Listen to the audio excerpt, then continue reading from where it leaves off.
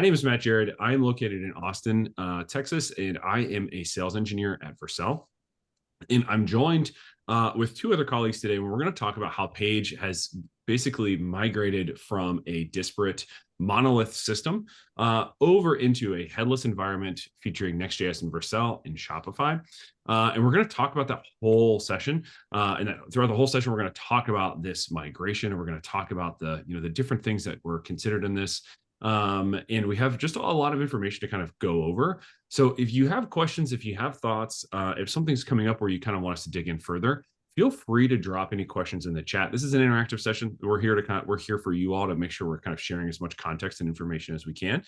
So if something's, maybe like you have a question for later, feel free to drop that in the chat and we can go over those at the end. We'll have a Q&A session here at the end. And we've got about, 30, 45 minutes to just take our time and really dig into this experience here. So who are we talking with today? What's this group kind of look like? The star of our show here is Michael Acala from PAIGE. Michael, you're located in San Diego. I know that, but I would love to hear like how you got to where you are today, and kind of hear your history, your personal, career history, and how you got to PAIGE. And we'll talk of what you've been up to over at PAIGE a little bit. Yeah. Good to have everyone on. Thank you for letting me come here to kind of speak about the journey that I've been on the past several years here at PAIGE. Just quick intro. I've been at PAIGE for 5 years. Started off as kind of the main developer to senior developer, and now ultimately as the director of engineering. And then just one thing to clarify in that first intro, you said in our previous iteration, it was a headless, not monolithic. So we did Okay. go headless to headless, but we just kind of really learned from the first iteration into the second one. That's right. And Okay, great. we Awesome. can get all into the nitty-gritty after this, but that's a short and sweet intro. Yes, I misspoke on that one. That's my bad. I was thinking we were going from monolith to headless. I've been doing so much research in kind of working with customers who've gone monolith to headless. I forgot that we were on headless on this one. My apologies. But yeah, this is great. So PAIGE, what's the URL for folks at home who are, maybe kind of trying to figure out? It's paige.com, PAIGE.com. That's And correct. you guys sell all sorts of stuff. Yep. Handbags, shirts, pants, jeans, like dress shirts, jackets, like everything that anyone would want to wear is what PAIGE sells. Do I have that right?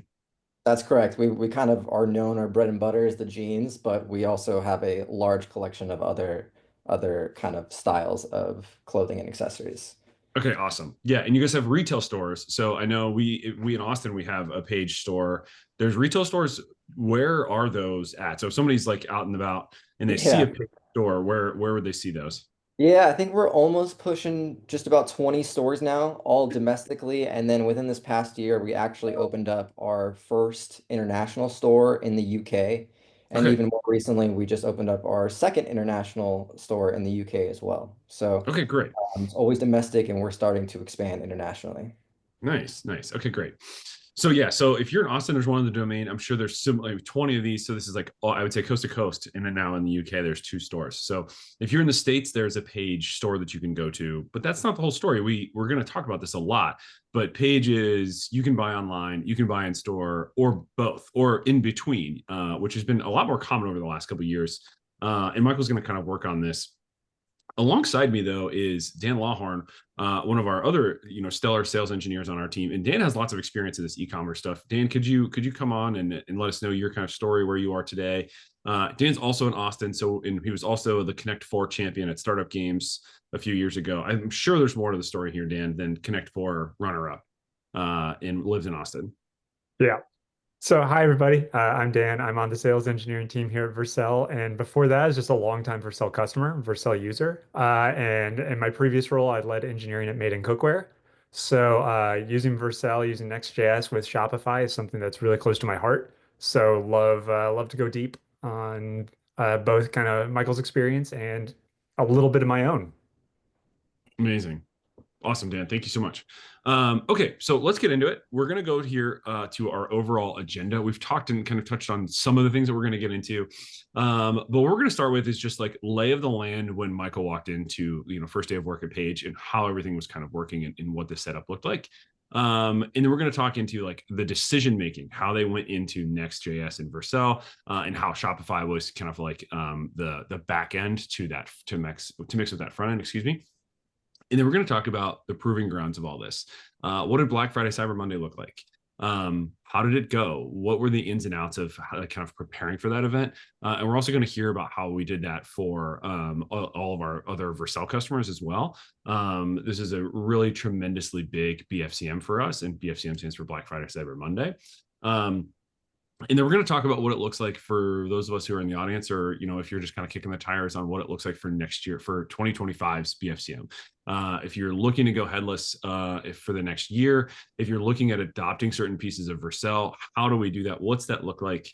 And then at the end, we'll have a Q&A with everyone who's on here. So if you have questions, drop them into the chat. We'll be able to kind of go from there and kind of dig into different things from here. So we've got a lot of content to go over and a lot of really interesting, different pieces that we're going to be able to talk about. So very, very exciting stuff. Okay, so this slide today is, I want to focus exclusively here, Michael, on almost 5 years ago, you walk in the door at PAIGE. You're coming in as a software engineer. You're trying to figure out, what is going on with the application. Walk us through what's going on after the first couple of weeks of getting started. You've seen where the code base is. You've seen kind of, you haven't seen like where all the skeletons are buried, but you kind of see like, okay, this is something I'm excited to work on. This is something I'm dreading.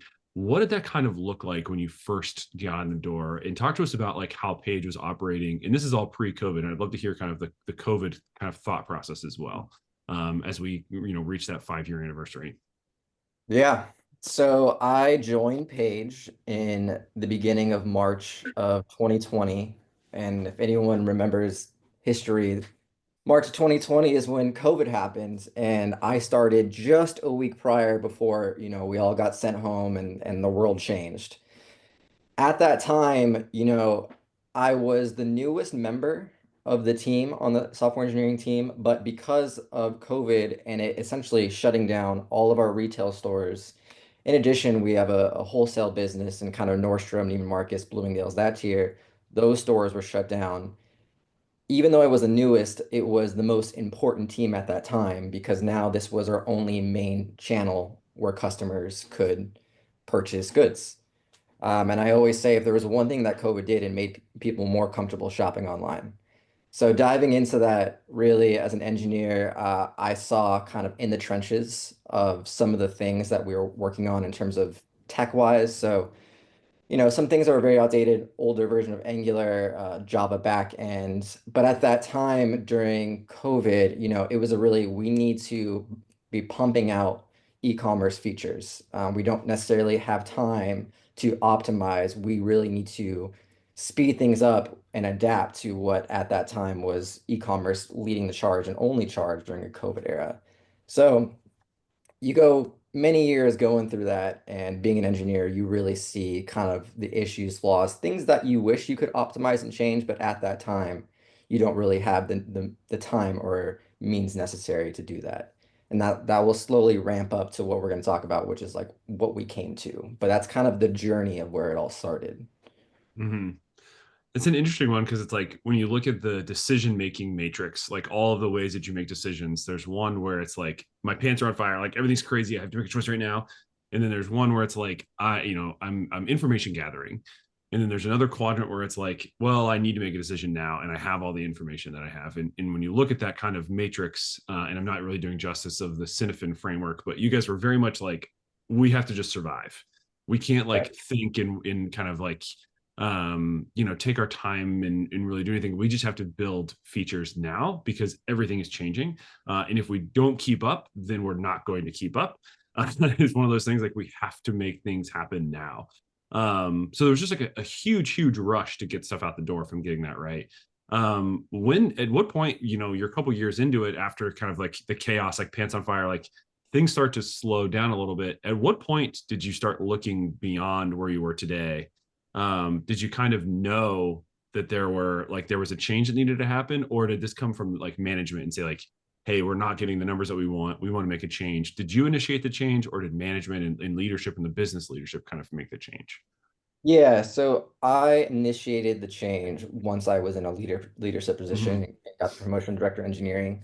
It was kind of my first thing.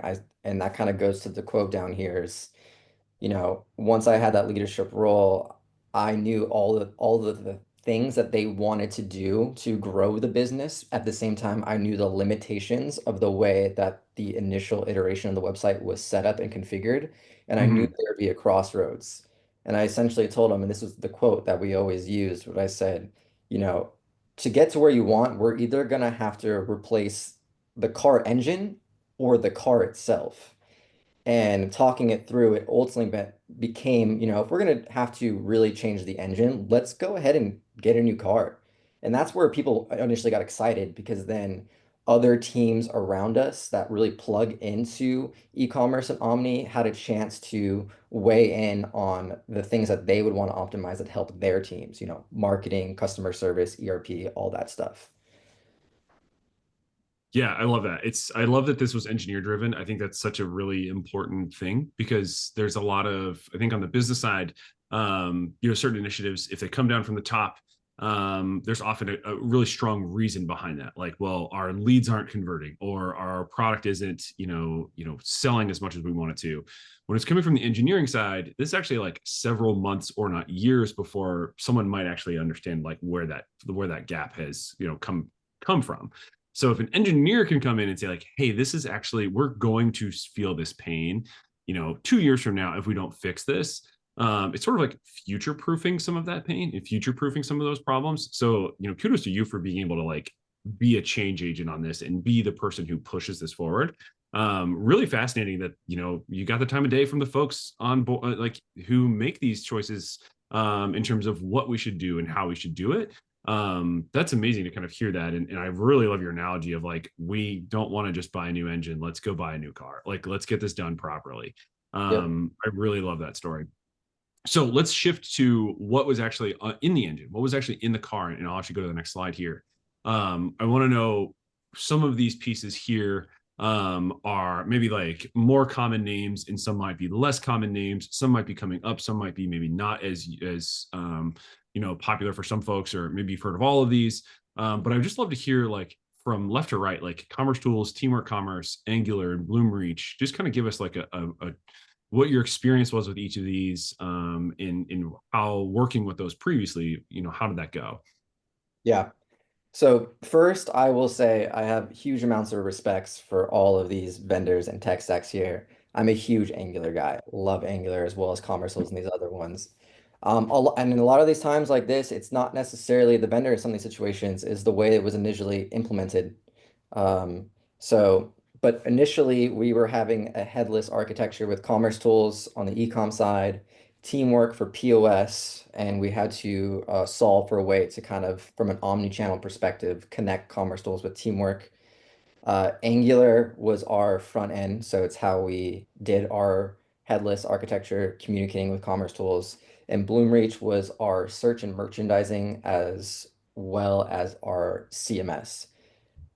During this time, we were, one of the first people to actually implement Commerce Tools. We're one of the earliest adopters of it, which is great for bleeding edge technology. But obviously, in hindsight, maybe it could have been done a bit differently. During that time, long story short, the website was initially built by a third party, and unfortunately, they went under, and we had to take it over, which has actually started the entire ecom dev team department at here. And what we got handed over when we looked into it, we realized the foundation of this wasn't built correctly. Mhm. Great intentions, great vendors, but if it's not, and this is kind of the whole thing about headless. Headless is great. It's phenomenal. It allows you to do everything, but you're kind of playing with fire where if you don't know how to actually set this up, you could be setting yourself back. And this is in Mhm. our first iteration, some of the things that we faced. Yeah, that's really interesting. Like there's a like I'm trying to make the analogy here, but it's if you plant a tree 20 years, the best time to plant a tree is 20 years ago. The next best time is today. So like if that tree is tilted and about to fall over, like maybe it's time to plant a new tree. Like it's okay to plant a new tree. Dan, I'd love to hear from you. You have a lot of experience in this. Previously, you were at Made In.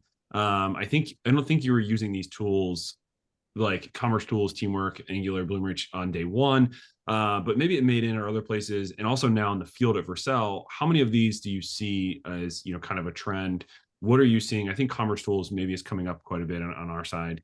Obviously, we'll talk more about Next.js compared to Angular. But I just love to hear on your side, Dan, what of these tools are you kind of seeing in the field now? Yeah, we're actually seeing a pretty good amount of interest in commerce tools and commerce tools adoption. I think the fact that it is kind of positioned itself as a composable native e-commerce tool, like kind of solves a little bit of what we might think of as challenges with Salesforce Commerce Cloud or Shopify, where with those you're kind of getting the front end out of its way and to let the back end cook. Commerce tools just kind of by default assumes you're going to be bringing your own front end. So we are seeing, a lot of interest with that, a lot of very, API driven kind of checkout systems. With Angular, it, we see a lot of success, especially on Vercel, with what we think of as meta frameworks, like, the framework kind of sitting on top of React is Next.js or Remix or, whichever one you want to bring. A lot of people are still using Nuxt on top of Vue. Um, but we don't see Angular quite as much for those more kind of robust marketing-ish kind of sites.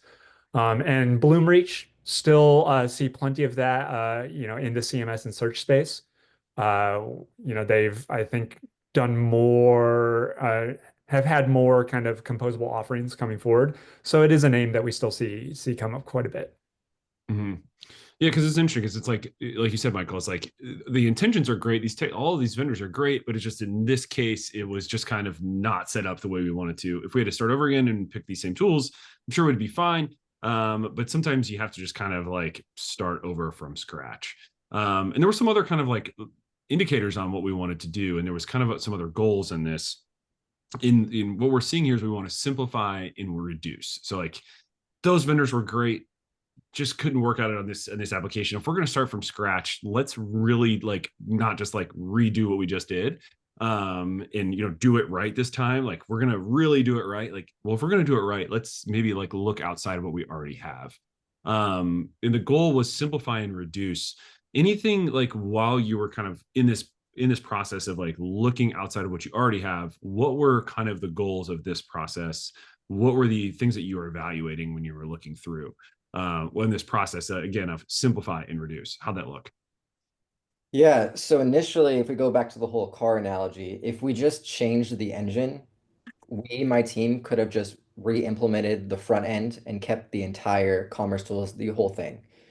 But because we wanted to go with let's get a whole new car, it opened up much larger decisions where at this point it wasn't just a website architecture. It was a full-on company hall, e-com, omnichannel, retail, marketing, customer service, all of that, because it all connects to the same hub. So at that point, we brought every department in that had some interaction with the website and if it connects to it. And we had a large whiteboard and we just said, tell us your pain points. Tell us what would make your lives easier, what we would want. Long story short, we filled up the entire front, flipped it over, and filled up the entire back. And we said, this is our goal. This is our goal to achieve all these things while simplifying, reducing. It was something we always said. Is there ways that maybe we could put these two together, architect it to where we don't need that if we go this route? And so every decision we ever made was in the thoughtfulness, can we simplify and reduce? Because for certain situations, there was no need for over complications, right? There's no need for over engineering in certain things, especially when you have an opportunity to look at decisions at bleeding edge technologies. You really want to make sure that ultimately you're picking an efficient, simplified, and reduced solution. Yeah, I love that.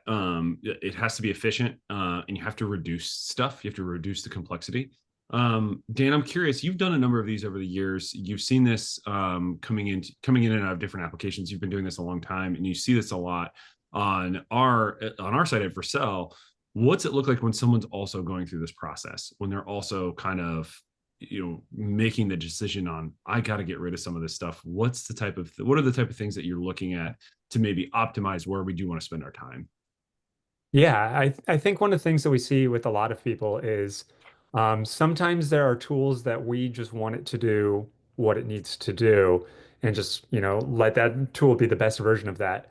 And then there are some times where we need to really dictate the terms. And I think it's never going to be always like, a perfectly straight line about like when do we need control and when can we give it up. And so it's really about picking the right tool, I think, at the right, moment for that reduction of complexity. And sometimes that reduction of complexity is giving over control. And sometimes the reduction of complexity is having the control to keep the thing contained to the best of your abilities. And I think there are a lot of tools at the end. I think we'll talk about why Next.js comes up so often in this is that it's a very empowering tool, lets you make the decision that you want to make and meet the challenge where it's at.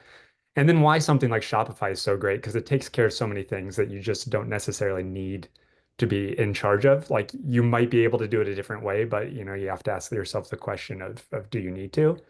And then I think, we're seeing this ecosystem, which is very competitive of things like CMSs, things like search, things like, third parties that do some data storage for us.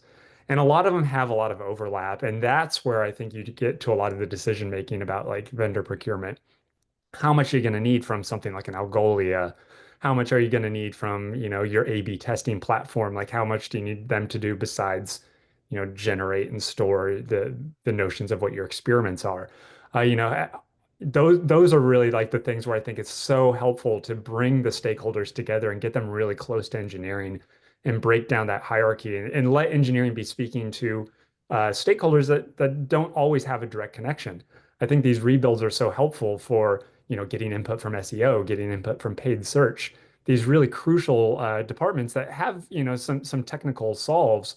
And to hear for engineering to hear from them directly is so cool because usually the conversation oftentimes is someone in paid search is like, hey, we have this vendor we would like to use. Being able to sit down and be explicit about the pain that they're facing gives you a really good chance to solve that with your architecture. And that's a superpower for me. Yeah, I love that. That's so interesting. I love the note back, and we mentioned this earlier, the note back to stakeholders of like, hey, we need to make sure that the stakeholders are aware of what's going on. And you've said this before on several different events, Dan, is like our data story needs to be very clear. We'll dig into this here in a second. But the thing I want to call back to Michael here is this term here on the left is omnichannel. And this is, I think, what's really, really fascinating about this is I want to dig into this for just one more quick second before we move on to the actual tech stack.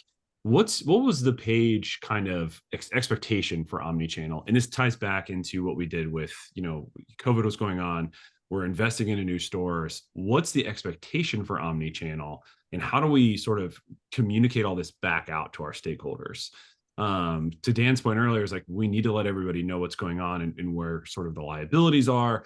And when you go into this omni-channel world, first, I'd love, Michael, for you to kind of describe that and what you're looking at that. And then how did you communicate all to the different parties in this omni-channel experience? It was almost at the front. Like it was like basically the biggest thing that helped drive this because it was so important in our next chapter to be able to meet all of these goals and dreams, some of them being buy online, pick up in store, buy online, fulfill from store, reward system, loyalty, gift cards, all that stuff that can be did everywhere. You want a seamless experience. In the first iteration, we had omnichannel, I would say omnichannel lights, but it was very difficult. And when we get to the next slide, I'll talk a little about the pain points and how this new tech stack really made it a lot more seamless. But in our previous iteration, we had it, but there were so many issues and we knew all the things we want to build on top of it. Once again, we go back to if you don't have a good foundation, you have all these goals, especially omni-channel, where everything needs to be talking to and connected. You're going to run into issues if you didn't do it correctly from the start. Mm-hmm. Yeah, again, it's one of those things like we could have migrated from Angular to Next or some React kind of use a React meta library, whatever it might be, but we didn't have the full story of omni-channel totally solved. It would have just been another like a layer of paint on the car rather than replacing the whole thing.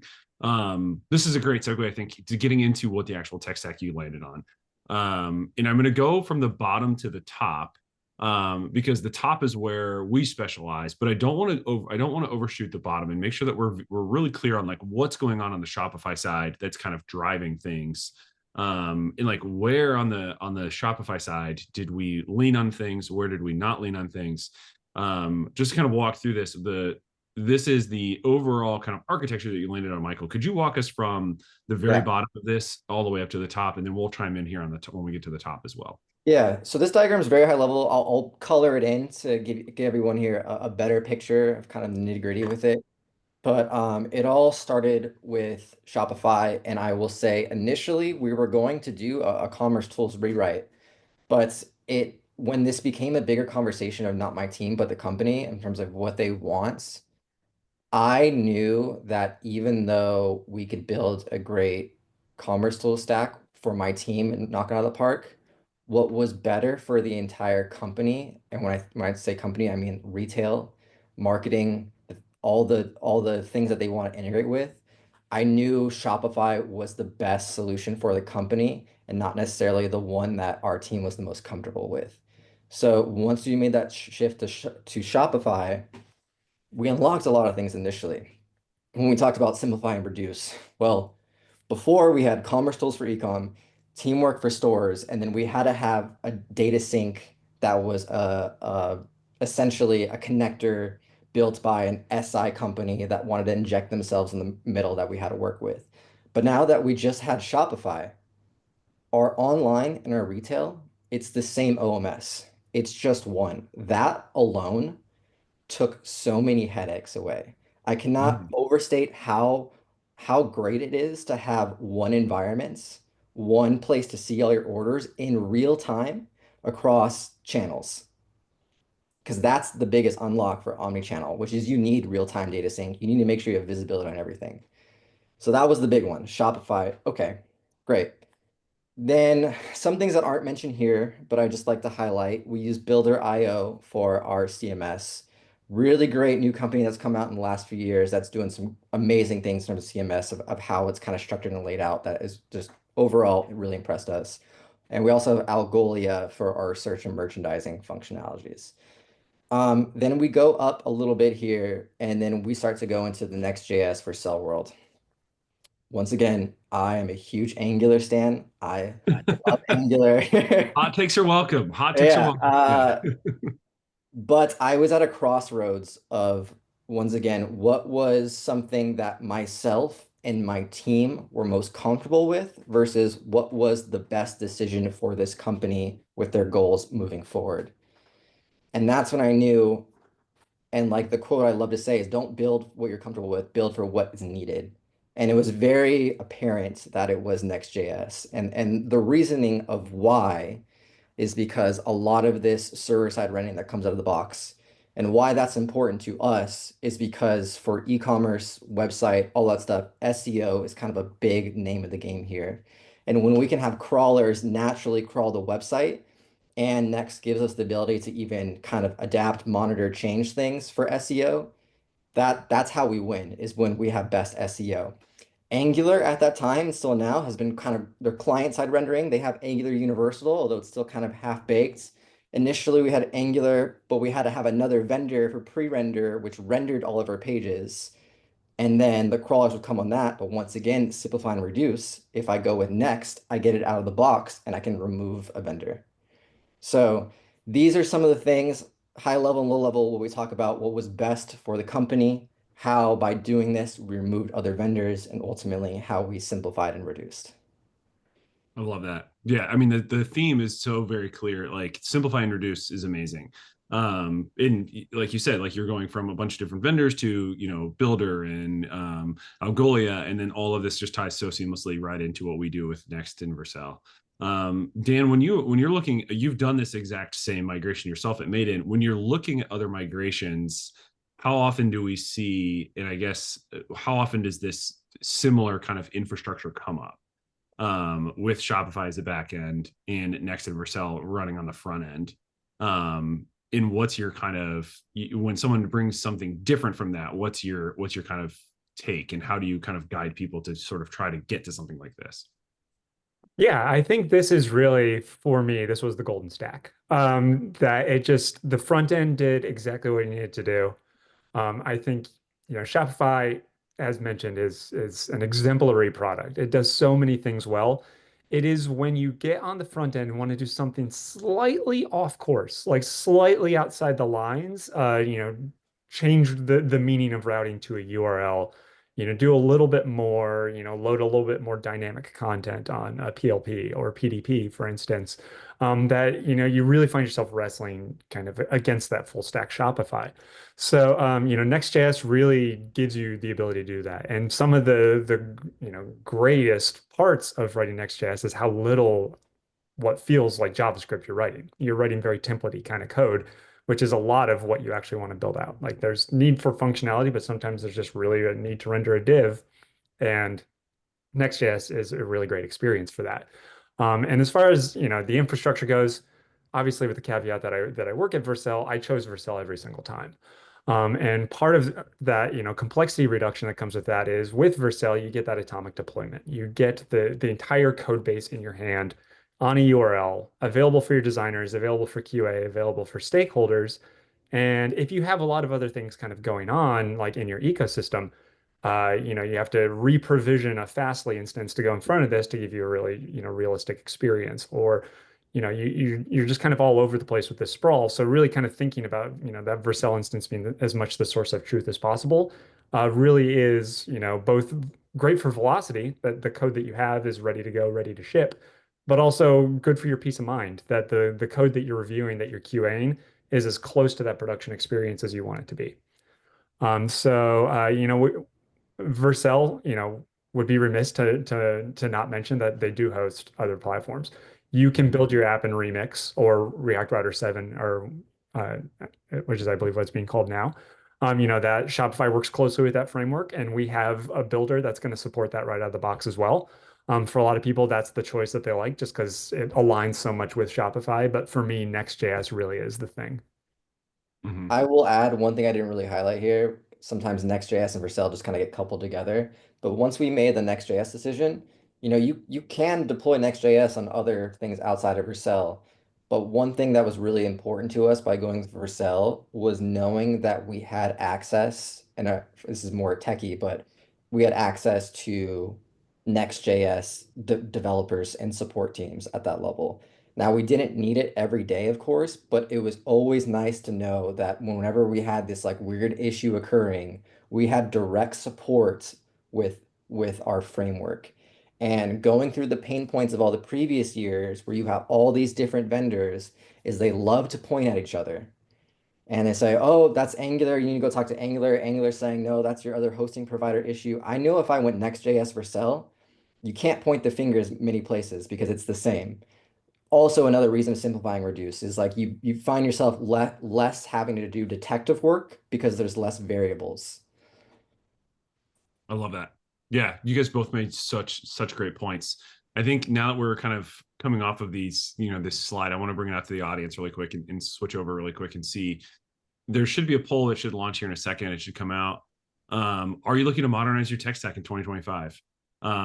This discussion is so interesting. I think to your point, Michael, we hear that from people all the time. I think Dan, at Maiden also was a Vercel customer, just to have that exact same kind of, person on the edge, like, hey, just to double check this SSR thing is really important here. I'm trying to ISR in this way, whatever it might be. Like I'm talking about rendering methods now, but then I want to get into caching methodology some other time after that. And we really want to push things forward and have someone on the other side of this who can chat with us. And that's what we're here for at Vercel. So I think that's, so massively useful and so useful for teams who are going through big events. I'm going to let this poll run here for a second. But what I want to get to is the real testing ground. And this is BFCM 2024. So this is November 2024. We've gone through this migration. We're leaning on this. We've got the Vercel team kind of locked in. Michael, I want to talk about what did it actually look like on your side. We'll get into the numbers here in just a second, but you're looking at stress testing this like crazy. How did going into like, okay, I initiated this. My neck is on the line. I'm going into BFCM as the person who initiated this headless change. Next in Vercel, let's roll. What do you got? How did Thanksgiving 2024 feel for you? And I guess it's more than just a day now. It's a week. It's Monday to Monday for a lot of folks, and it's you guys are an international company now. How did this look? How did this feel for you? Walk us through kind of like that whole process. Yeah. So I think first you got to set the stage here where, this is where the rubber meets the road. I was so thankful that the company was willing to kind of hear my concerns and like willing to allow me to take on such big of a project, right? But Black Friday, Cyber Monday week is really where you start to see the ROI and to see if it was a good investment. And especially as I mentioned, this wasn't just a website change, retail changed, customer service programs changed, email marketing platforms changed. The way everything hooked up was completely new. So it wasn't, this project was not just a website change. It was a full omni-channel change. Now, leading into this, um, we launched the website a few months prior to Black Friday, Cyber Monday week, so we had a little bit of time to iron out any kinks, but it wasn't much time. We kind of launched and a month or two later went into this. And this is where I got to say, we stress tested it. We essentially like try to attack our website, put double the amount of users as we usually have on last year's Black Friday, Cyber Monday, and it took it on the chin. It handled really well. Error reporting was great. Everything was good. So we felt comfortable. Now we go into the week. Historically, we have a group chat with myself and all of leadership where we provide updates if there's any issues, anything going on. It's all about being transparent in communication during a critical time. This says it perfectly. It was the most quietest group chat historically ever at Page. And I say that with the best intentions. It was boring and uneventful. That means there were no issues. We all enjoyed Thanksgiving. We all enjoyed watching football and the Macy's parade and eating turkey and all that. And the success was in the silence of the group chat, is how I like to say it. I And love that. ultimately, yeah, there it is right there. Record-breaking numbers. Mhm. Record breaking. You're not getting, that usually when things are going well, you're getting that rush of dopamine. You're getting a bunch of, like notifications and things are going on, but like when you're not getting that, it's like kind of opposite of what we're trained to nowadays. Dan, you've been in ecom a while. What's this day like for you going into this? And then I actually want to talk about how, let me pause this question. Um, until we talk about how Vercel looked globally, but I want to dig on like the metrics of how this actually went. I'm going to read these off and I'm going to click into one of these, and then Dan, I'll ask you how you normally do Black Friday, Cyber Monday. But the actual performance of how we did was 22, how we being is Page, 22% increase in traffic with zero downtime, 24% increase in average orders per minute. And this goes online, offline. So like an overall lift of everything, and a 22% increase in revenue and a 76% increase in conversion rate. I'm not going to make you pick any of these. I want to talk about the conversion rate. Actually, conversion rate was great, but the downtime, I want to talk about, you can choose between these two, Michael, which one or both, which one are you most proud of between these two? For Zero me, downtime or a 76% increase in that conversion rate? Because this is yeah, directly from what you've done. I would say it's like choosing my favorite child. It's like hard for me to pick here. I think we got to start with the highest number here, just naturally, which is the 76% increase rate in conversion rate. And there's a lot of credit I have to give to you for that.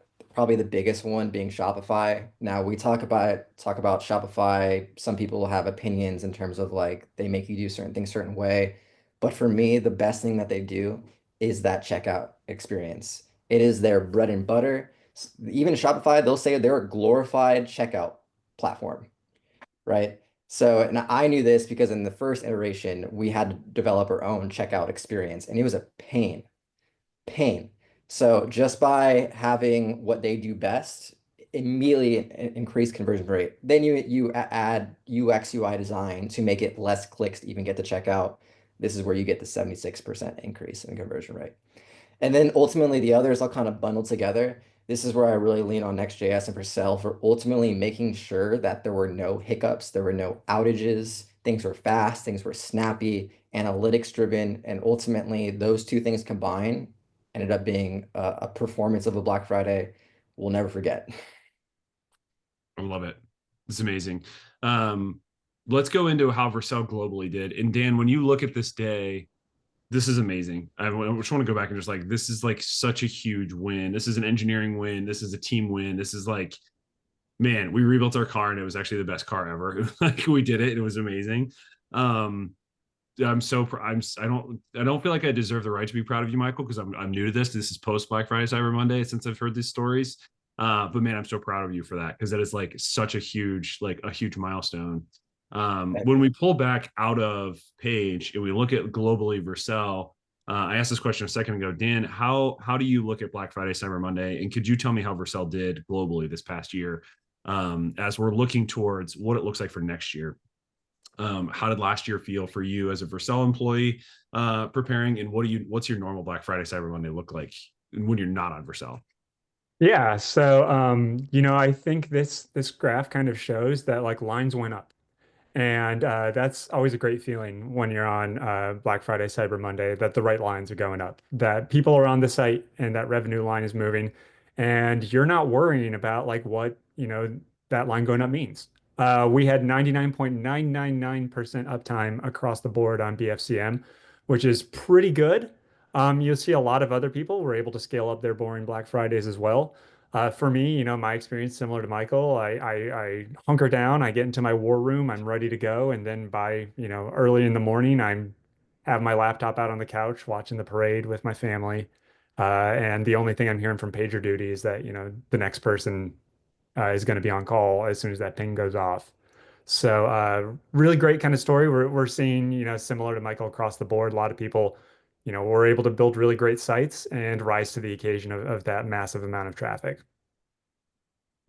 Love it. It's so great. These are fantastic stories. There's more for the if you want to go to vercel.com/bfcm, there's more around this.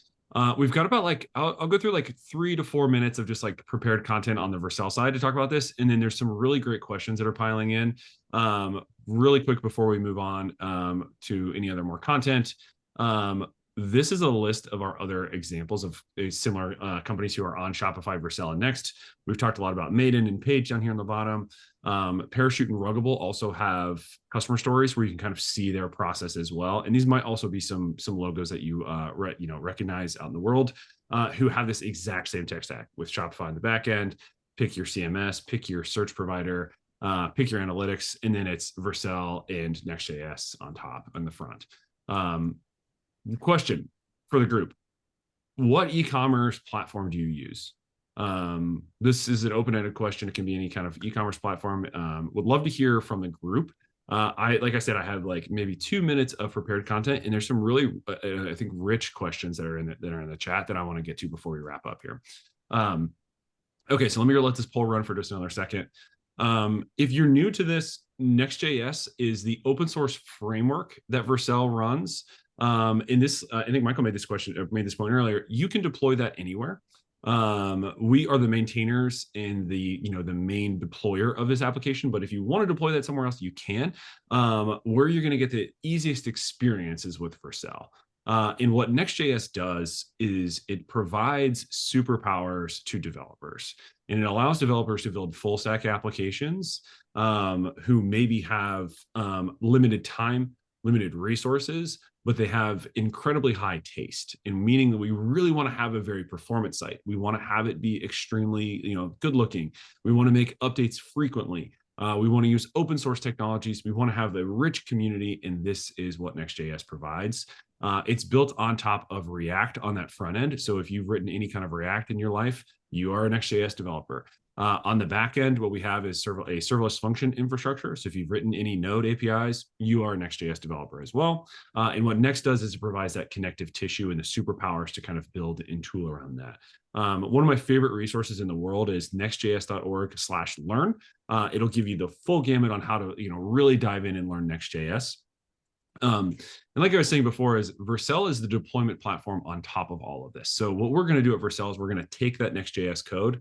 We're going to give you a platform to be able to understand what's going on with your application, to be able to test it, to be able to run it through the gamut in terms of performance tests and things like that, and to do QA tests, to have a build infrastructure. And then we're going to deploy it off into the world. And we have a highly scalable built-in CDN that's going to be what we call our edge network.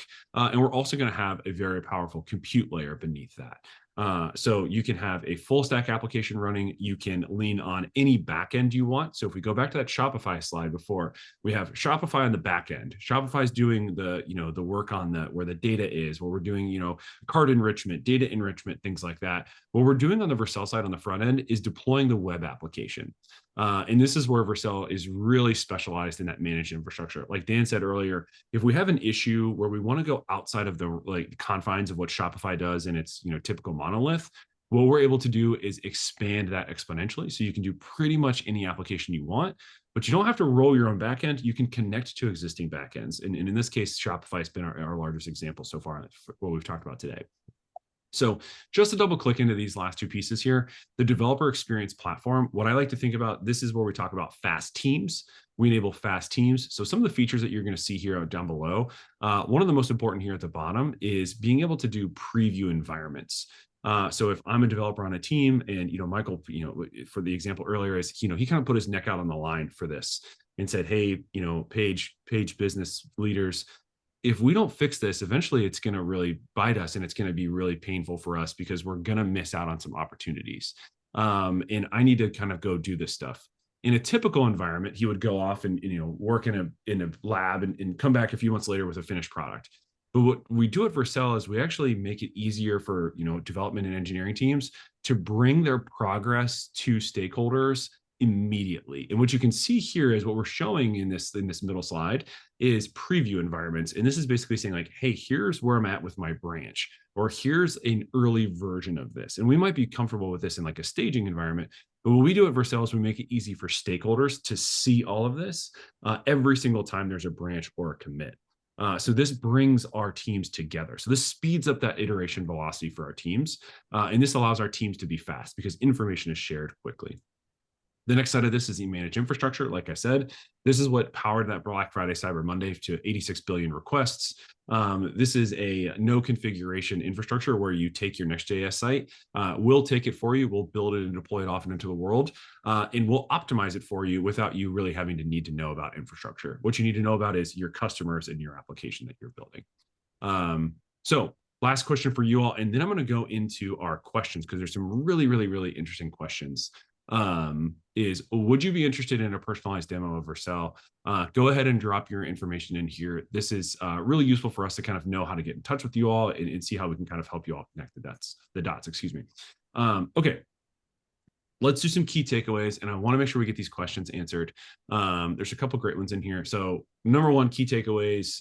Michael, if you want to just kind of wrap us up on like your favorite key takeaways from either of these buckets, choosing the right tech stack, in what's Michael, I'll have you go to the left side and Daniel, I'll have you go to the right side. Tell me what last kind of thing, what's one thing to share with everybody about what your, like how your process was going headless with Vercel, any sort of big takeaways around choosing the right tech stack and picking a migration plan.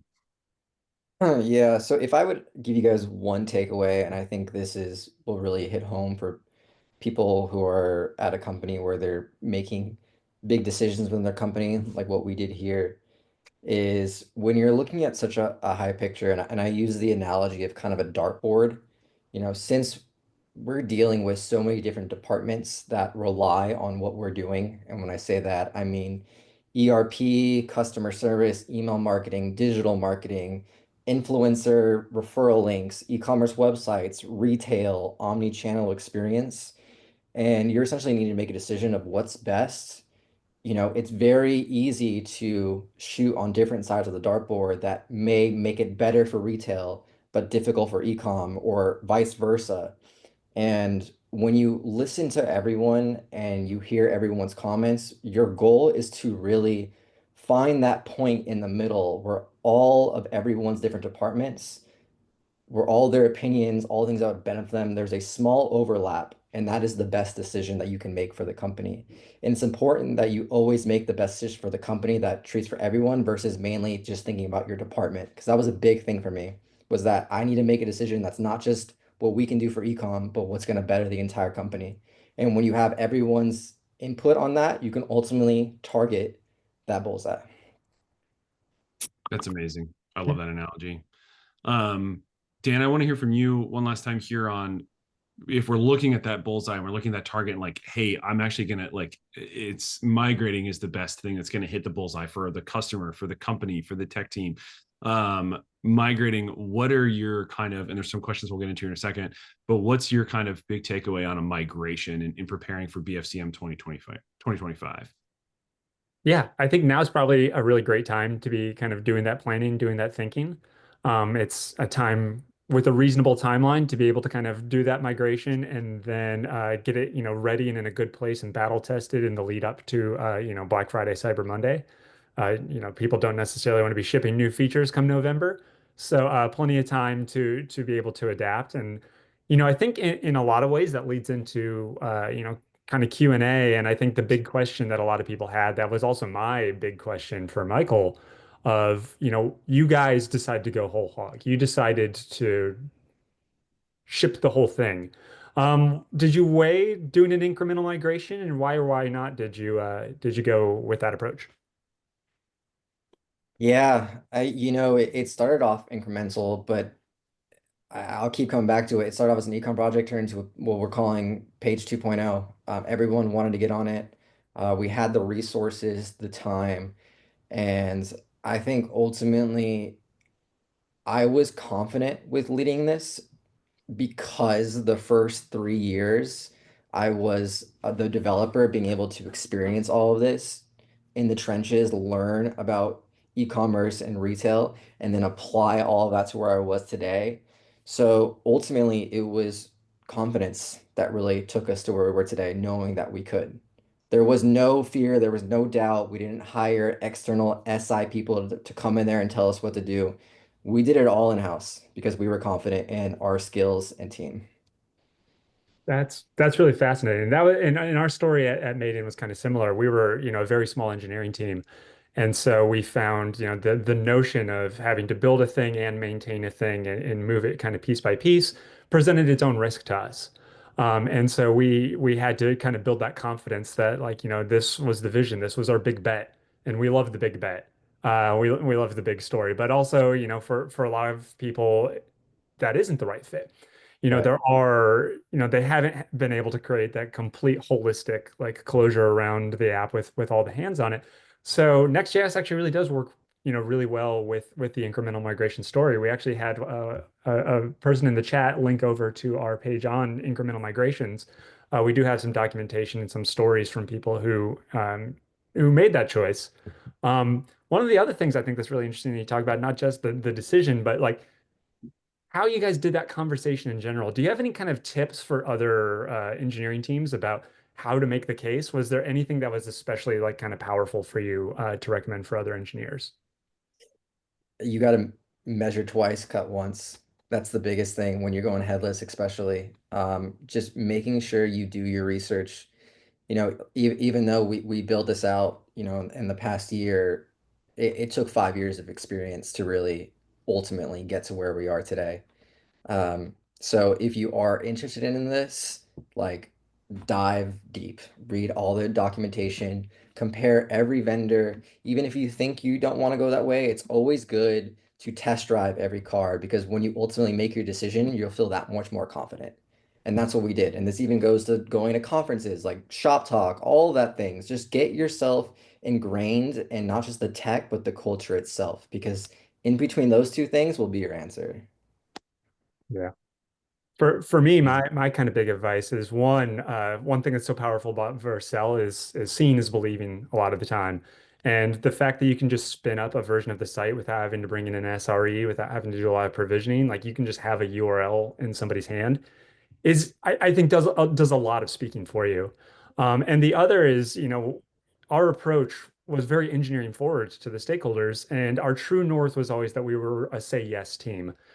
And so we tried to all the times we kind of asked or had an opinion about how a thing should be built, we really wanted it to be like, let us own process and you guys own outcomes. And so we are say yes to you if you, and this is the best way for us to build that to get to yes for you. So I think the fact that by going composable, by going looser, you can kind of pick each individual stakeholder and really know their specific pain and approach them directly and approach a solution exactly what they need. And that's powerful. Like that gathers steam, like others see that, they want that, and suddenly you start building consensus.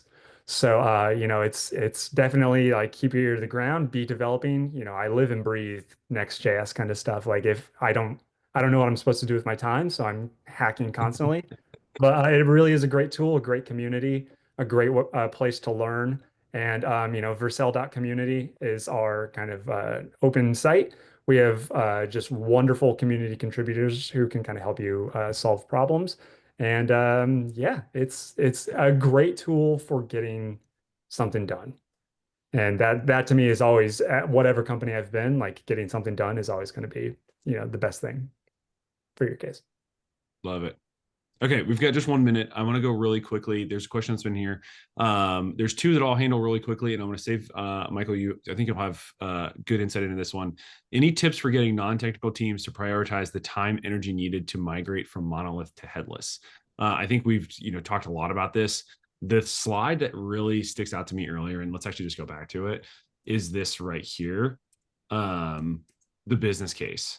Like if your business team is looking to improve performance, if they're looking to improve time to delivery for the development team, if we're looking to improve revenue, this is how we're going to get non-technical stakeholders to understand what's going on. Michael, saw where the road was turning to, so we needed to rebuild this.